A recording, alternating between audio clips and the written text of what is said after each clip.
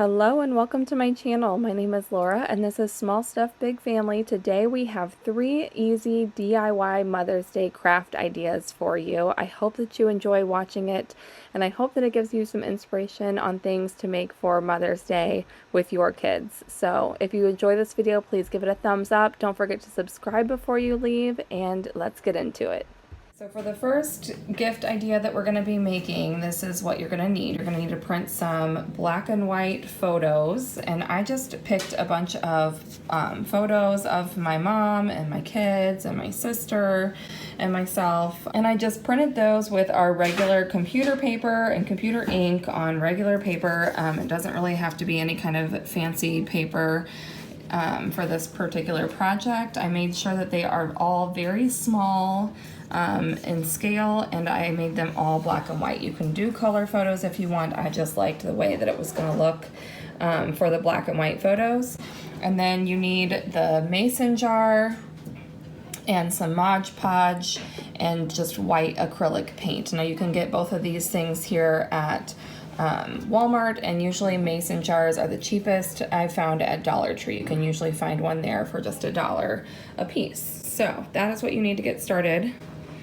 The first thing that we're going to do is just paint the mason jar white using the acrylic paint. It's probably going to take 2 coats. I have already painted my jar white, so I kind of got the idea started to make sure that this was actually going to work. So I've got my jar already painted white. This was using 2 coats of the acrylic paint. Once you have your jar painted white, then the next thing you're going to do is cut out your photos and put a very thin layer of the Mod Podge on the back of the photo. Keyword on thin layer.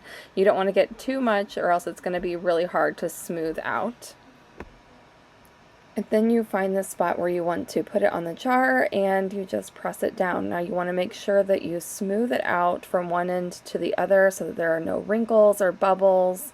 This is pretty easy to do. The only tricky parts is if you're trying to go over the edges of the jar, but even that is possible with just a little bit of patience. And then you want to make sure that you put another very thin layer over the top of the photo with the Mod Podge. This will seal it onto the jar and it will help keep it from, getting ruined or destroyed. Keyword again on very thin layers. Once you get the first picture put on there with the Mod Podge, then you just keep going around doing the same thing until you have all your photos covering the base. Super, super easy. Another idea that you can do is if you have some white space, you can add little circles or leaves or hearts or other little embellishments. If you're creative enough to do that, I recommend doing it in pencil first, and then you can go over it with either paint, or I'm using a black Sharpie marker, which I think is turning out really nicely, or you could just leave it blank, but I think I like the way that this little embellishment is turning out. I think we're actually going to try to get some real flowers to put in this when we give this to my mom, but as a backup, just in case we can't find any flowers this weekend, we are going to make some flowers. So we used cardstock to cut out our kids' handprints, and then we're going to use the popsicle sticks. So if you just are using the standard size popsicle sticks, you're going to need to double them up. So I'm using the green ones for the top and then the brown piece for down inside the vase, and this will make sure that it will be able to stand up high enough to be able to see it out the top of the jar. I'm just going to glue these together and then I'll show you the next step. But while the glue is drying on our hand flowers, use these pipe cleaners to just twist this up and to look like leaves, and then this part that's hanging is what will wrap around the stem. And when you wrap it around, you want to secure it like right around the spot where those 2 sticks are glued together, so that it will act as an extra little support for the sticks. And voila, a handprint bouquet, easy peasy. And there you have the final product. I think this is so cute, so personal, and we can't wait to give this to my mom for Mother's Day. All right, we've got everything that we need. We've got our jar that we're going to paint. We're going to paint that blue. So we got our blue paint, and then we've got the yellow paint that we'll use for the fingerprints later. I'm going to have my youngest stepdaughter do the first coat of blue. We'll let that dry, and then I'll have my older stepdaughter do the next coat so that they can kind of share and take turns, and they can both work on it. You ready to paint, Pace? Yeah. Okay, let's go. Okay, now you have the blue on the paintbrush. Okay. Now you look at your jar. You're gonna paint the whole thing just on the outside, okay? You don't need to paint the bottom of it, and you don't need to paint inside, but you're gonna paint everything on the outside of the jar. So maybe lay it down flat. Kind of get it real good. And paint the whole thing.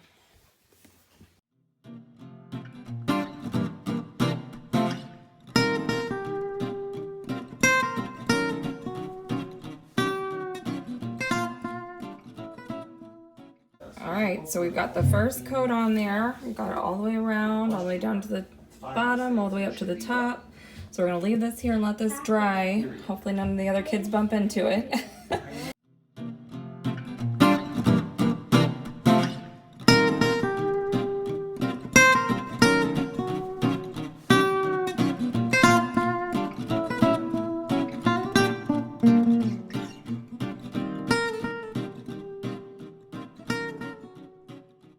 All right, our second coat of blue paint is dry. It's nice and dark like a night sky now, so we're ready to put on our fireflies. So give me your finger, Michaela. Which one do you want? This one? That one.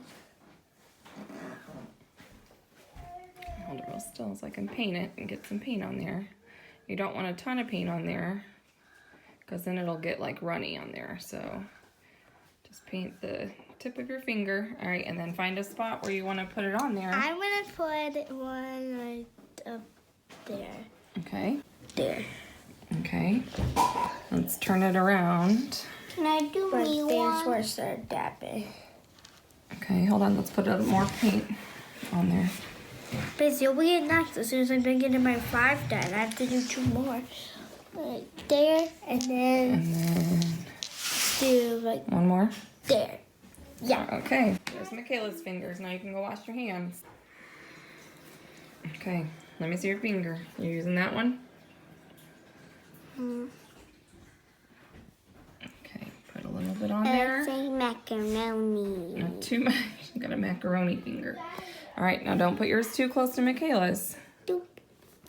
That's a good one. Here, let's paint a little more. So you got enough paint on there. Hang on, space them out. Maybe do one. Can you do one? Okay, up there. And then let's do one maybe. I think this is a big open spot right here. Now I'm going to write right here in the center using a black Sharpie marker. Try to use a neat handwriting. My handwriting is not the best, but we'll see what I can do. That looks pretty neat once you get the letters written on there with the Sharpie marker. It basically just takes the paint off of there. So it's really like see-through and clear mostly there now where the words are. So I think once you get this lit up, those words are really gonna stand out. I'm gonna let the fingerprints dry just a little bit longer. Some of these are still wet before I start messing with putting the fireflies on there. But so far I'm really loving the way that this is turning out. I just love the way that this turned out. I think this is going to be a beautiful gift that my stepdaughters can feel proud to give their mom to on Mother's Day. All right, so you're going to fold it down. You got your square. We're going to turn it like a diamond shape, and you're going to fold it up into a triangle. Make sure the edges all touch on both sides. Now we got that. Now open it back up, and then you're going to fold it the other way. So you're going to bring this part down. This part up here, Pace. So you're going to bring that down to touch the bottom. Oh, that might be a little trickier. There we go. Okay, good job. Now open it back up. And then it should look like this. Let me see yours, Pace. Where it's got kind of like a kite, huh?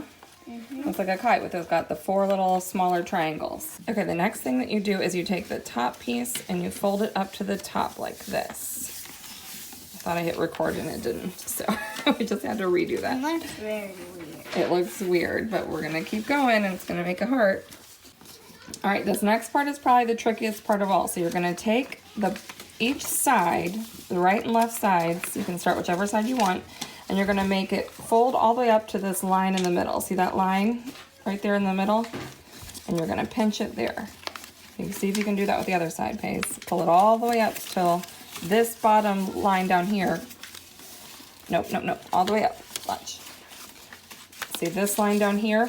You want to make this line come up and touch this line. So all the way up